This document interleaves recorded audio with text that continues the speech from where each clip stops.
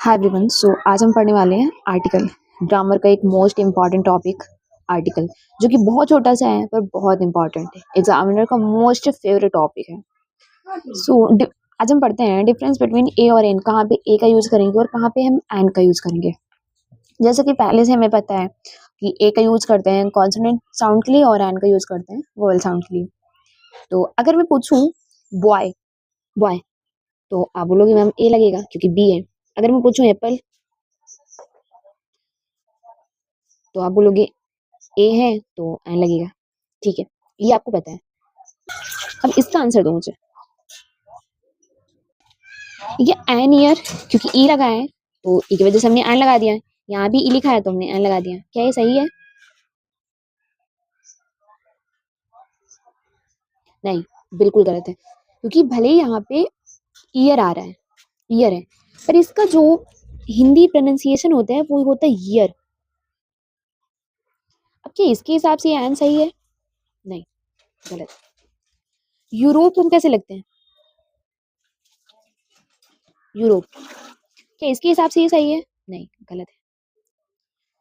आई, अब लोग E for I होता है, ई तो वोवल है, तो हमने यहाँ पे क्या लिखा दिया?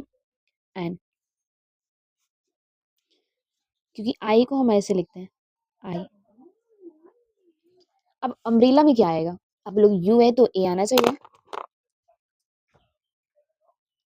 ओ है तो ए आना चाहिए, पर इसका साउंड क्या आता है? अम्ब्रेला आ आता है, इसलिए ए नहीं बल्कि हम एन लगाएंगे। यहाँ पे क्या है? ऑरेंज। ऑरेंज का भले ही कॉन्सोनेंट ओ लिखा हुआ, पर इसका साउंड क्या आता है? ओ, इसलिए हम यहाँ भी एन लगाएंगे। ठीक है, तो अब बोलोगे मैम बहुत कंफ्यूजन हो रहा है, कहाँ पे ए लगाना है कहाँ पे एन लगाना है। क्योंकि हमने तो पढ़ा है अगर कॉन्सोनेंट है तो ए लगा देना, अगर वोवल है तो हमें एन लगाना है। तो कॉन्सोनेंट और वोवल या फिर हिंदी पे जाना है, मत जाओ। इसके ना साउंड पे ध्यान दो। सबसे बढ़िया सा ट्रिक है, इसके साउंड पे ध्यान दो। अगर साउंड वोवल आ रहा है तो आप एन लगा देंगे, अगर साउंड कॉन्सोनेंट आ रहा है तो आप क्या लगाएंगे? ए। जैसे कि यहाँ पे लिखा है शॉर्ट सर्विस कमीशन, किससे शुरू हो रहा है? स, शॉर्ट, तो हम यहाँ पे क्या लगाएंगे? ए। ठीक है, पर वहीं पे अगर हमने इसको शॉर्टकट में लिख दिया एस ए सी, तो इसको हम क्या पढ़ेंगे? एस। तो यहाँ पे हम इसके लिए एन लगाएंगे। Got it?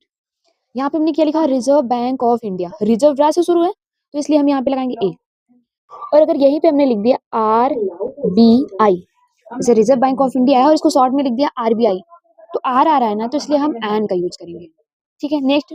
आप क्या बोलोगे कि मैम जितने भी फुल फॉर्म होते हैं उसमें एन का ए का यूज करेंगे, जितने एब्रिविएशंस होते हैं उसमें एन का यूज करेंगे? नहीं, ऐसा भी नहीं कर सकते। ये बैंक ऑफ इंडिया है, बी से शुरू है तो हम यहाँ पे एन लगाएंगे, लेकिन हमने लिख दिया बी ओ आई, इसको शॉर्ट बना दिया, तो यहाँ पे इसका साउंड क्या आ रहा है? बी, इसलिए यहाँ भी ए का यूज होगा।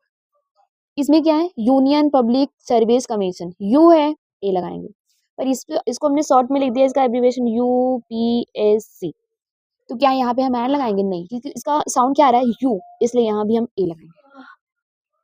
तो ऐसे ट्रिक, वैसे ही नहीं ट्रिक पे जाना है, सिर्फ साउंड का यूज करना है कि साउंड वोवल आ रहा है या फिर कॉन्सोनेंट आ रहा है। अगर इस तरह से आप फाइंड आउट करेंगे that will be good for you. ये बहुत इजी रहेगा इसे फाइंड आउट करने के लिए। आई होप ए इन में आपको कोई कंफ्यूजन नहीं होगा। वीडियो पसंद आई हो तो लाइक शेयर एंड सब्सक्राइब।